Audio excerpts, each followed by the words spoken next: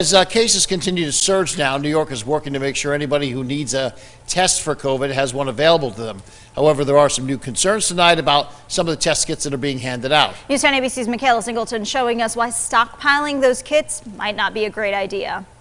At-home test kits are in short supply around the U.S., but as Americans consider buying up stock as soon as it's delivered, you should check the expiration. Here's the delicate balance. We don't want people to waste them by any stretch of the imagination, but we don't really expect you to hold on to them forever. Assemblymember John McDonald is also a pharmacist, and he says his empty shelves where COVID tests should be make him worry many out there are panic buying. I get very concerned about people just, oh, I ran into somebody yesterday who's positive, I gotta get tested today. No, you don't need to get tested today unless you're symptomatic. McDonald says having a stockpile at home is also a bad idea because he and other pharmacists just got COVID antiviral medicine in stock, but they can't give them out to those most in need unless they can test if a patient is positive. And if there's no test to be able to get that test done in those 5-day period where that window of that drug's effectiveness is, we run the risk of a person either advancing the disease or somebody trying to get that prescription for Paxlovid